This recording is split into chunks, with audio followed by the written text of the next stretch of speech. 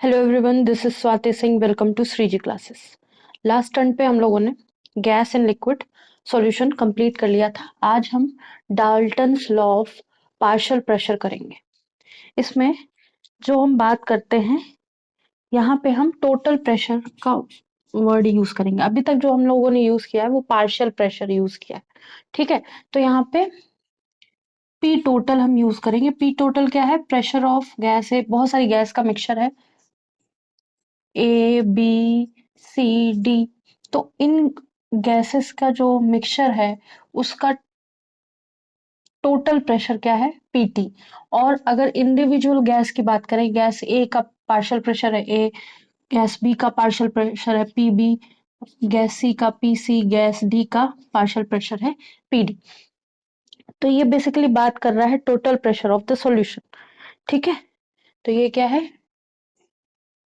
Total pressure of solution, ठीक है।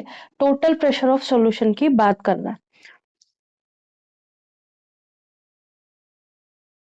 तो total pressure of the solution में हर इंडिविजुअल गैस का जो प्रेशर है, हर इंडिविजुअल गैस का जो प्रेशर है वही उस पर्टिकुलर गैस का पार्शियल प्रेशर होगा। टोटल गैस के प्रेशर में हर इंडिविजुअल का कितना प्रेशर है वही partial pressure of that gas होगा।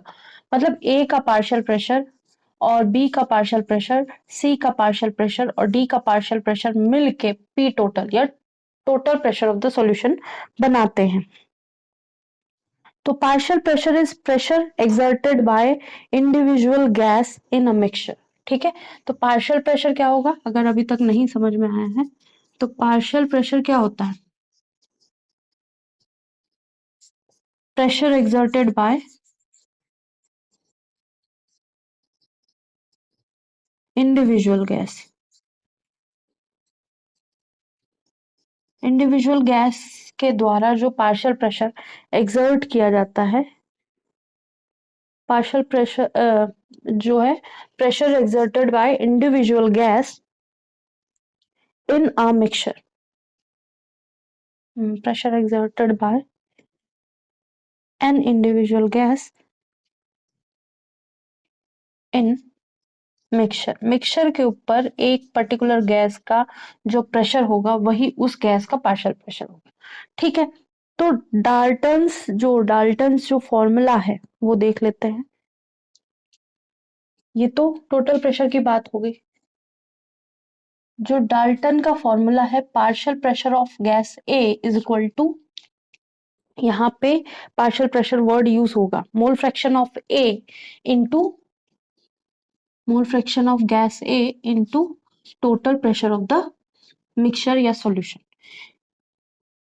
अगर ए गैस का पार्शियल प्रेशर पी ए है तो वो डायरेक्टली प्रोपोर्शनल होगा मोल फ्रैक्शन के, ठीक है। और डायरेक्टली प्रोपोर्शनल होगा total pressure of the mixture, ठीक है, या total pressure of the solution.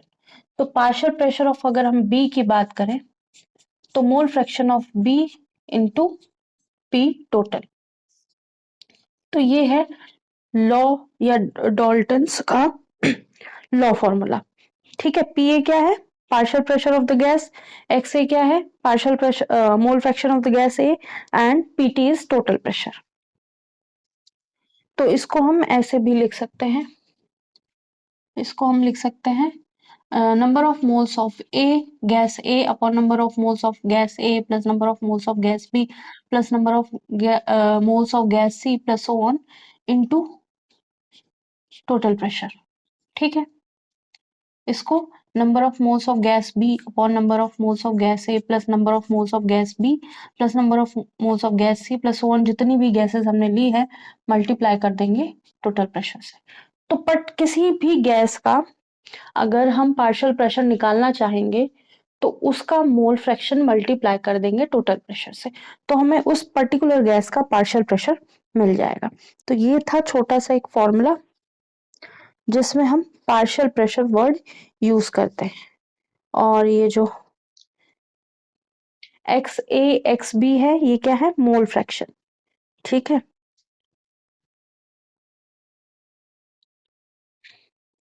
अब हम आएंगे vapour pressure of liquid solution. ठीक है, vapour pressure of liquid solution की बात करेंगे।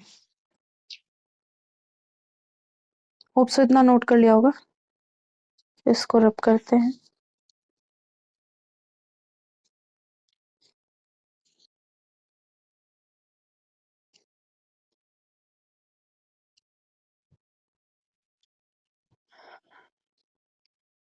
तो अब हम बात करेंगे वेपर प्रेशर की, vapour pressure of liquid solution की।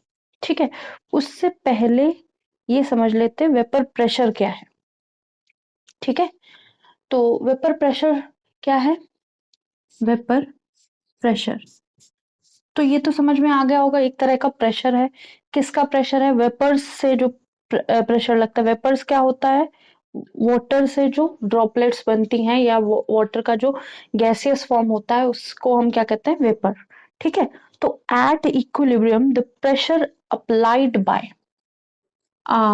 एट इक्विलिब्रियम, जब कोई रिएक्शन हो रही है या सॉल्यूशन बन रहा है, वहां वो सॉल्यूशन इक्विलिब्रियम कंडीशन में पहुंच गया। At equilibrium the pressure, pressure जो है applied by at equilibrium the pressure applied by vapours. Vapours क्या है? जो पानी से भाप बनती है वो। वेपर्स ऑफ अ लिक्विड, किसका होगा? लिक्विड का। ठीक है, the pressure applied by vapours of a liquid on surface of the liquid is known as vapour pressure. On surface of liquid is known as vapour pressure. ऐसा क्यों कहा गया? अब ये समझते हैं कि जो वेपर प्रेशर है वो वाटर के जो ड्रॉपलेट फॉर्म है या वाटर जो इवेपोरेट हो गया है उसका फॉर्म है। ठीक है, तो वो वेपर्स क्या कर रहे हैं? इक्विलिब्रियम पोजीशन पे जब कंडीशन पहुंच जाती है तो उस कंडीशन पे प्रेशर अप्लाई कर रहे हैं। किस पे? सरफेस ऑफ लिक्विड पे।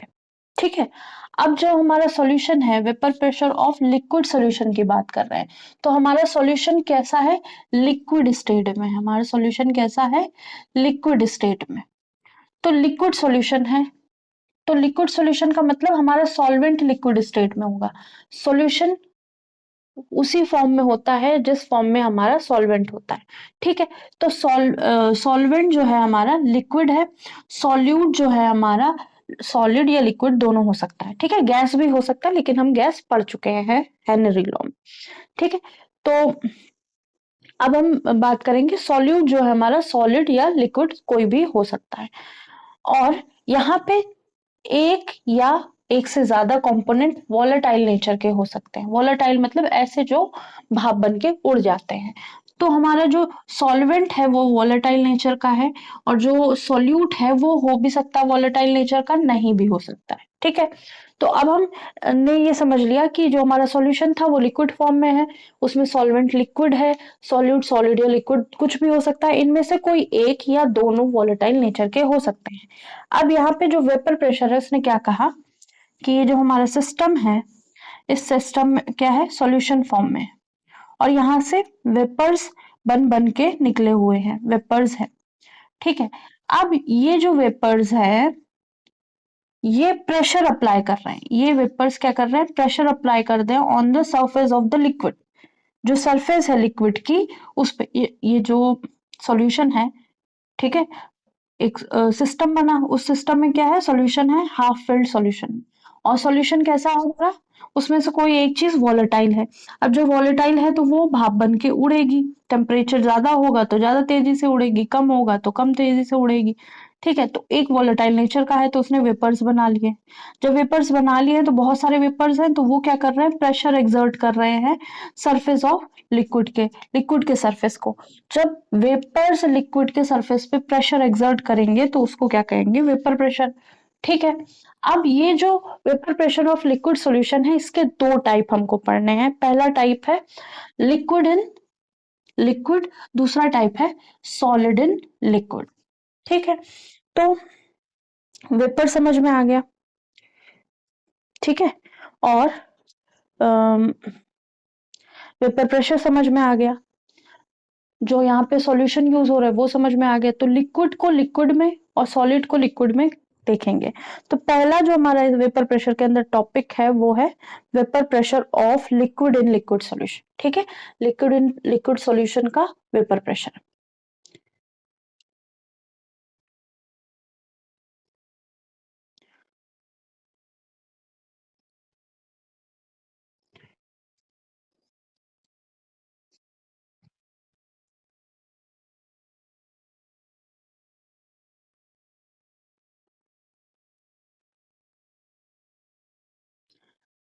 कुछ फैक्टर्स होते हैं जो वेपर प्रेशर को इफेक्ट करते हैं, कुछ फैक्टर्स होते हैं जो वेपर प्रेशर को इफेक्ट करते हैं, वो भी एक बार देख लो। जैसे इंटरमोलिकुलर फोर्सेस, जितना अच्छा इंटरमोलिकुलर फोर्स होगा उतना कम वेपर प्रेशर बनेगा या उतने कम वेपर बनेंगे। तो इंटरमोलिकुलर फोर्स से inter molecular force between atom होंगे, वो अगर ज्यादा होगा तो वेपर प्रेशर कम होगा, और वो अगर कम होगा बिटवीन द मॉलिक्यूल्स तो वेपर प्रेशर हमारा ज्यादा होगा। ठीक है, तो एक तो वेपर प्रेशर इंटरमोलिकुलर फोर्स पे डिपेंड करेगा, दूसरा टेम्परेचर पे डिपेंड करेगा। जितना ज्यादा हम प्रेशर बढ़ाते जाएंगे उतना ज्यादा हमारा वेपर प्रेशर बढ़ता जाएगा। ठीक है, या प्रेशर बढ़ता जाएगा, वेपर्स उतने ज्यादा अमाउंट में बनेंगे और हमारा प्रेशर उतना ज्यादा होता जाएगा। तीसरा जो होगा surface area, vapour pressure depend करता है सरफेस एरिया पे या फिर एरिया पे। सरफेस एरिया लिखेंगे तो ज्यादा अच्छे से समझ में आएगा। मतलब एक ये हमारा टम्बलर है ऐसा, और एक ये हमारा टम्बलर है। तो जितना ज्यादा सरफेस एरिया होगा लिक्विड का या सॉल्यूशन का, उतना ज्यादा तेजी से वेपर्स बनेंगे। ठीक है, जितना ज्यादा सरफेस एरिया होगा उतना ज्यादा वेपर्स बनेंगे, और जितना कम सरफेस एरिया होगा उतना कम वेपर्स बनेंगे।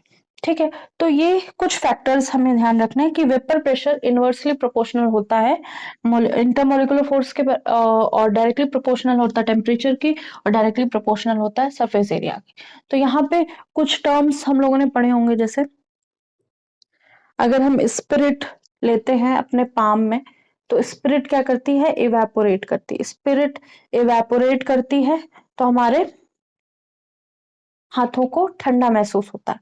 और यही हम क्या करेंगे, अगर स्पिरिट को हाथ की जगह किसी बड़े से बर्तन में रख दिया जाए तो स्पिरिट और जल्दी से वेपर्स के फॉर्म में इवेपोरेट होगी। ठीक है, तो जितना बड़ा सरफेस एरिया होगा उतना ज्यादा तेजी से स्पिरिट इवेपोरेट होगी, या हम टेम्परेचर बढ़ा देंगे तो उतना तेजी से स्पिरिट वेपर्स के फॉर्म में जाएगी। और अगर स्पिरिट के इंटरमोलिकुलर फोर्स, या फिर जैसे वाटर है, वाटर के बीच में इंटरमोलिकुलर फोर्स बहुत अच्छा है, तो उसका बॉइलिंग टेम्परेचर हाई है। ठीक है, ये तो बॉइलिंग टेम्परेचर अगर हाई है तो वेपर बहुत देरी से बनेगा। अब हम इसके फर्स्ट टॉपिक पे आते हैं, vapour pressure of liquid in liquid solution. Hope so इतना नोट कर लिया होगा, रब करते हैं।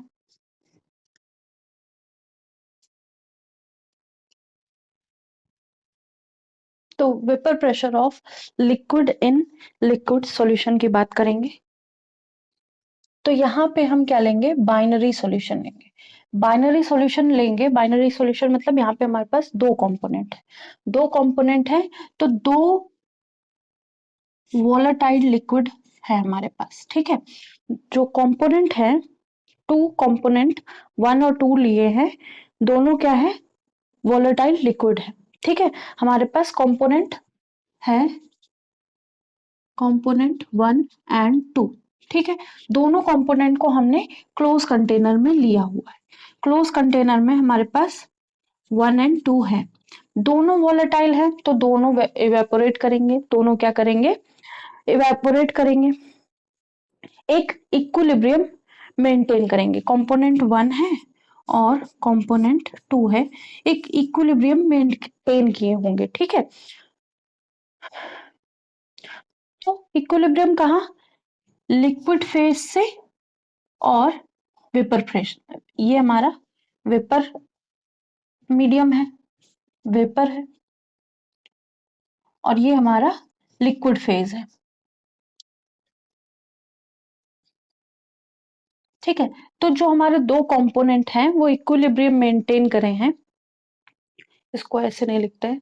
इसमें दो कंपोनेंट हैं, 1 और 2, 1 और 2, ये एक तरह का इक्विलिब्रियम मेंटेन करे हुए हैं। ठीक है, कहाँ? वेपर फेज और लिक्विड फेज के बीच में। तो वेपर फेज और लिक्विड फेज के बीच में इक्विलिब्रियम मेंटेन हो गया है। अब क्या करते हैं, जो वेपर प्रेशर है एक इस स्टेज पे, तो क्या है, वो पी टोटल हो जाएगा। पी टोटल क्या होगा? पी पी टोटल मतलब पूरा प्रेशर, इसके अंदर जो भी प्रेशर है वो किसकी वजह से बन रहा होगा? Partial pressure of component 1 plus partial pressure of component 2, दो लोगों की वजह से प्रेशर क्रिएट हो रहा है। ठीक है, अब टोटल प्रेशर क्या होगा? दोनों के पार्शियल प्रेशर के सम के बराबर। ठीक है, जो दोनों पार्शियल प्रेशर है रिलेट करेंगे उनके मोल फ्रैक्शन से। ठीक है, तो P1 क्या होगा?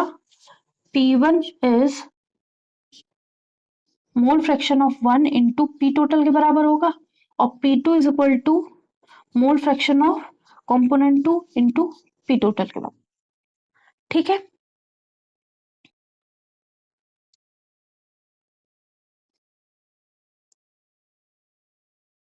ठीक है, इतनी बात समझ में आई?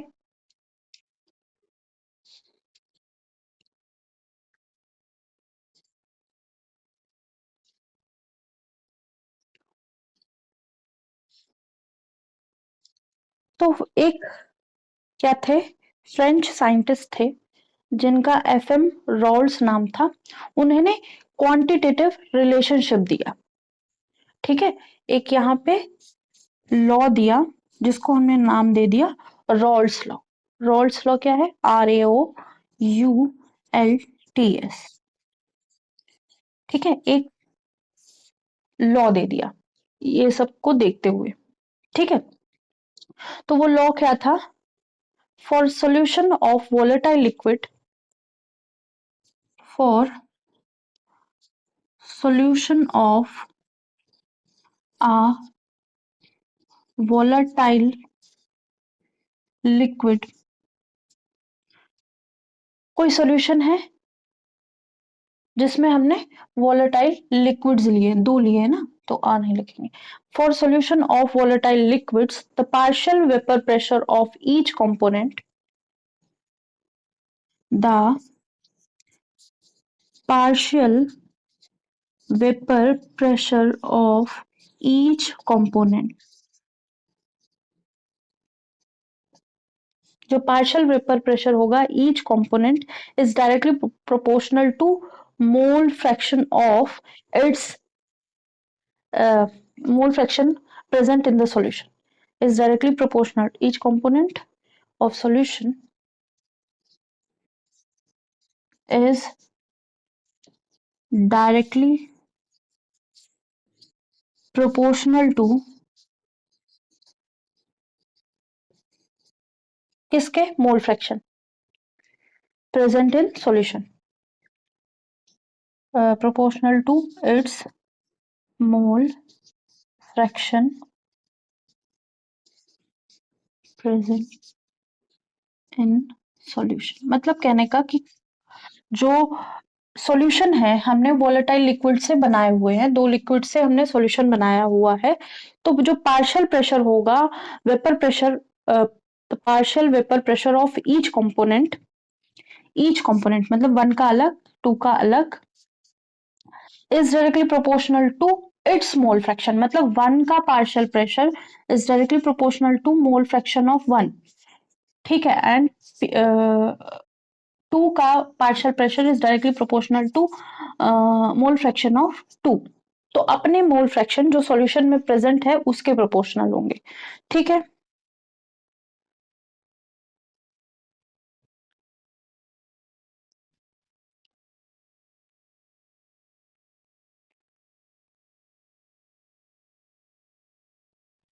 ठीक है, अभी ये वाला नहीं लिखते हैं, ये तो हम लोग कर लिए हैं, ये रहने देते हैं, इसकी जगह इतना लिखो, ठीक है। तो अब हम यहाँ ये लिखने के बाद हम ये कह सकते हैं कि रॉल्स ने ये कहा था कि P1 is directly proportional to X1, ठीक है, mole fraction of component 1, and P2 is directly proportional to mole fraction of component 2, ठीक है। अब प्रोपोर्शनैलिटी कांस्टेंट हटाने के लिए हम लोगों ने एक टर्म यूज किया, vapour pressure of pure component, ठीक है, ठीक है, vapour pressure of pure component. तो जब हम यहाँ पे P1 is equal to X1 करेंगे तो P1 नॉट यूज करेंगे, P2 is equal to mole fraction of component 2 into pure component का प्रेशर। ये प्योर कंपोनेंट का प्रेशर का मतलब ये है कि अगर हम कंपोनेंट 1 ही लेते हैं सॉल्यूशन में, हमने 1 लिया, इसका वेपर प्रेशर मतलब क्योंकि दोनों वॉलेटाइल हैं, ठीक है, ये 1 है ये 2 है, ये 1 है ये 2 है, अब ये अपना अपना इंडिविजुअल प्रेशर बना रहे होंगे, वो जो प्रेशर बना रहे होंगे वही उस कंपोनेंट का प्योर, क्योंकि अभी कंबाइंड फॉर्म में है नहीं, अलग अलग है, ये कंपोनेंट 2 वेपर के फॉर्म में बन गया, वॉलेटाइल इन नेचर है, तो जो ये वेपर्स इस सरफेस के ऊपर, ये जो वेपर जो बन गए हैं ये सरफेस के ऊपर जो प्रेशर लगा रहे होंगे वही इसका प्योर वेपर प्रेशर होगा, ठीक है। अब यहाँ पे कंपोनेंट 1 के सारे वेपर्स बन गए जितने बनने थे, बनने के बाद ये जब सरफेस के ऊपर प्रेशर लगा रहे होंगे तो वो प्योर वेपर प्रेशर होगा कंपोनेंट 1 का, ठीक है। और इन सब का टेम्परेचर ऑलमोस्ट सेम होगा।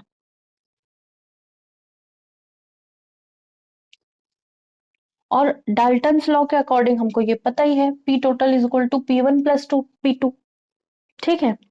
P1 और P2 की जगह हम लोग क्या रख देंगे, वैल्यूज रख देंगे, तो हम लिखेंगे P total is equal to P1 की जगह X1 P1 not plus X2 P2 not, ठीक है, ये लिख सकते हैं हम।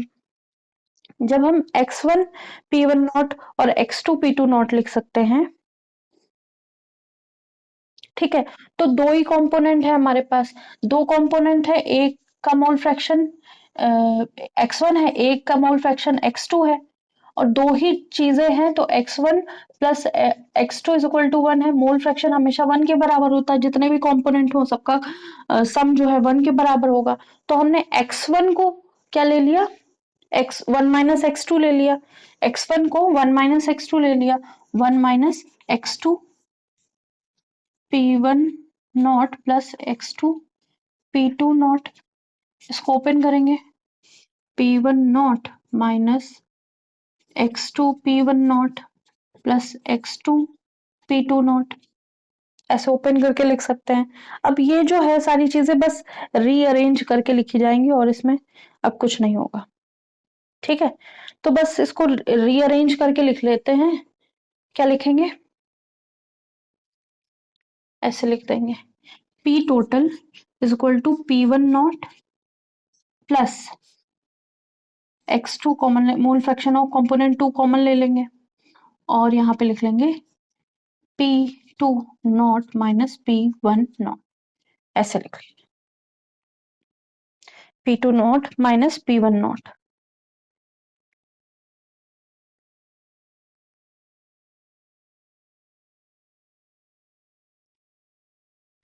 तो इस सब से हमें कुछ 2-3 कंक्लूजन मिलेंगे, वो हम देखेंगे, ठीक है। तो उससे इतना समझ में आ गया होगा, 1 मिनट लेंगे। हमने क्या लिया कि vapour pressure of liquid in liquid solution पता करना था हमको, ठीक है। तो यहाँ पे जब हम बात करेंगे तो यहाँ पे बाइनरी सॉल्यूशन लिया है, ऐसे बाइनरी सॉल्यूशन जो दोनों वॉलेटाइल इन नेचर है, हमने बाइनरी सॉल्यूशन लिया है, उसमें 2 कंपोनेंट है और दोनों वॉलेटाइल इन नेचर है, ठीक है। अब जब दोनों का सॉल्यूशन बना तो वेपर फेज और लिक्विड फेज के बीच में इक्विलिब्रियम मेंटेन हो गया, ठीक है। तो रॉल्स लॉ ने ये कहा था कि solution for solution of volatile liquid, volatile liquids का जो सॉल्यूशन होगा, the partial vapour pressure of each component, उनके ईच कंपोनेंट का partial pressure is directly proportional to its mole fraction present in solution. मतलब इस सॉल्यूशन में A और two, one और टू प्रेजेंट है, तो वन का पार्शियल प्रेशर डायरेक्टली प्रोपोर्शनल होगा इसी सॉल्यूशन में जो वन का मोल फ्रैक्शन प्रेजेंट होगा उसका, और टू का पार्शियल प्रेशर डायरेक्टली प्रोपोर्शनल होगा mole fraction of component two. ठीक है, फिर हमने ये देखा कि according to Dalton's law, according to Dalton's law PT is equal to P one plus P two होता है। ठीक है, तो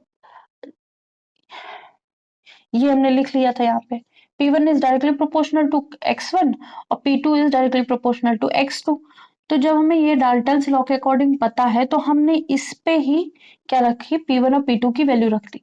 प्रोपोर्शनैलिटी कांस्टेंट हटा के हमने प्योर फॉर्म का वेपर प्रेशर का प्योर फॉर्म में जो वेपर प्रेशर है वो लिख लिया। ठीक है, x1 का प्योर फॉर्म में वेपर प्रेशर, x2 का कंपोनेंट वन का प्योर फॉर्म में वेपर प्रेशर और कंपोनेंट टू का प्योर फॉर्म में vapour pressure. X P one P two की वैल्यू हमने यहाँ पुट करी, ये जो वन इक्वेशन है वही हमने यहाँ ली और इसको हमने ऐसे डेरिवेट करके कह सकते हैं या फिर मॉडिफाई करके लिख लिया। अब इन सब चीजों से हमें दो तीन पॉइंट समझ में आने चाहिए, इतना नोट कर लीजिए, इसको रब करते हैं।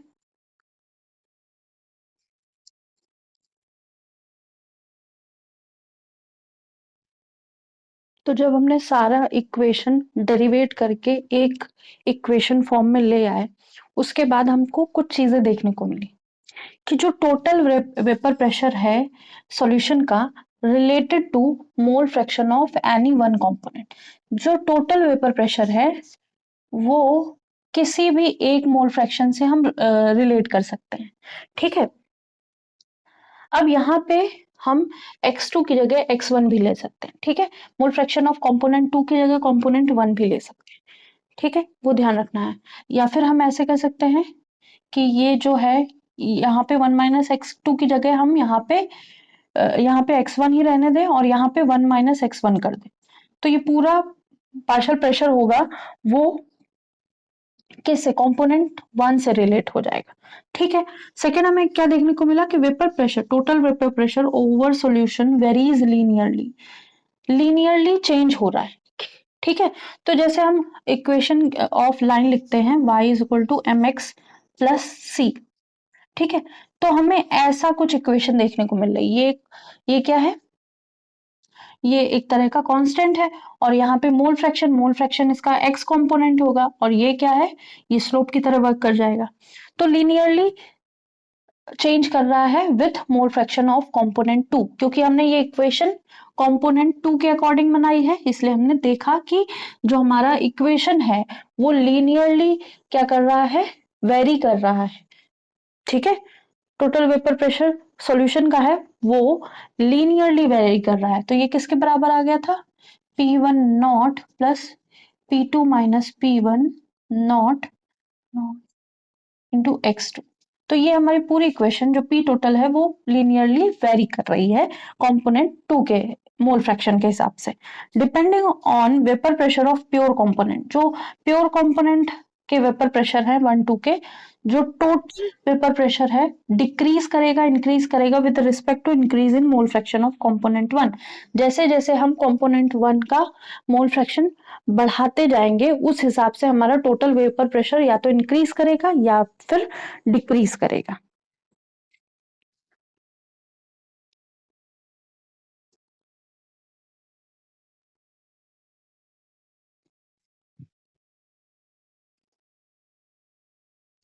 ठीक है, तो इस जो डायग्राम बनेगा वो कुछ कुछ इस तरह से बनेगा, इसको रब करते हैं तब बताते हैं हम।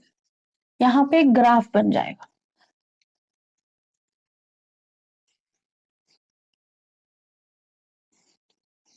यहाँ हम एक ग्राफ बनाएंगे जो आइडियल, एक तरह से हम मान लेंगे आइडियल ग्राफ बना देंगे। ठीक है, मतलब कुछ कंपोनेंट जो है, जो वोलेटाइल कंपोनेंट लिए हैं उसको हम लोग आइडियल गैस की तरह बिहेव करेंगे। तो यहाँ पे हम दो कंपोनेंट ले रहे हैं, यहाँ पे कंपोनेंट 1 है, यहाँ पे कंपोनेंट 2 है। तो कंपोनेंट 1 का हम क्या ले रहे हैं, वेपर प्रेशर ले रहे हैं, और वाई एक्सिस पे कंपोनेंट 2 का भी हम लोग वेपर प्रेशर ले रहे हैं वाई एक्सिस पे। ठीक है, ये जो एक्सिस है, एक्स एक्सिस है, इसको हमने क्या नाम दे रखा है, मोल फ्रैक्शन। मोल फ्रैक्शन, ठीक है, किसका है, x2 का है।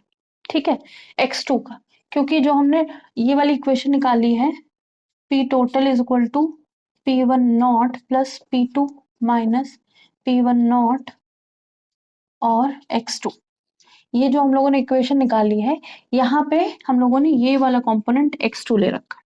ठीक है, अगर x1 ले आएंगे तो हम x1 की तरह भी ले लेंगे। तो जब हम यहाँ पे वेपर प्रेशर 1 की बात करें, कंपोनेंट 1 के वेपर प्रेशर की बात करें, यहाँ पे कंपोनेंट 2 के वेपर प्रेशर की बात कर रहे हैं। जब हमारा प्योर फॉर्म में 1 था तो उसका वेपर प्रेशर क्या था, P1 नॉट। जब हमारा कंपोनेंट प्योर फॉर्म में था कंपोनेंट 2, तो उसका वेपर प्रेशर क्या था, P2 नॉट।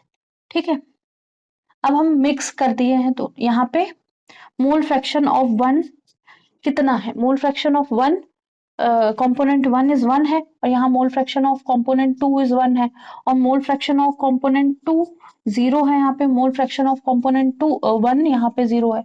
मतलब कहने का कि जो कंपोनेंट 1 था उसका प्योर फॉर्म में प्रेशर ये था, मोल फ्रैक्शन 1 था।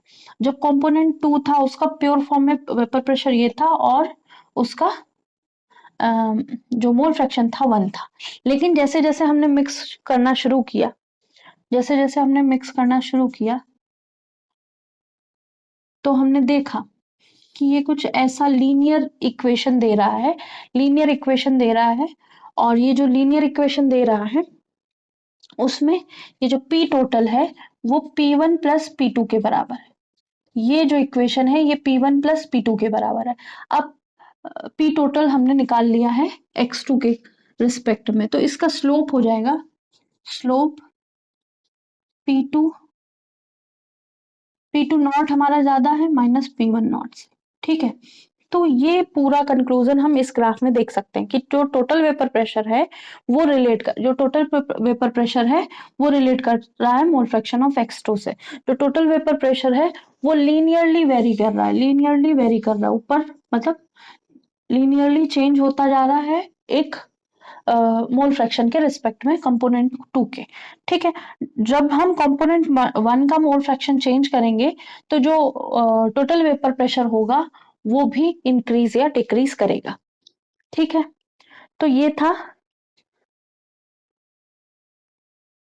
रॉल्स लॉ का liquid in liquid solution. Next turn पे हम लोग क्या करेंगे, रॉल्स लॉ और हेनरी लॉ का स्पेशल केस करेंगे, उसके बाद vapour pressure of solid in liquid solution करेंगे। ठीक है, होप सो आज की क्लास समझ में आई होगी। आज के लिए इतना ही। लाइक कीजिएगा, सब्सक्राइब कीजिएगा, शेयर कीजिएगा, बताइएगा क्लासेस कैसी लग रही हैं, और कुछ सजेशन हो तो आप सजेस्ट कर सकते हैं। ठीक है, थैंक यू।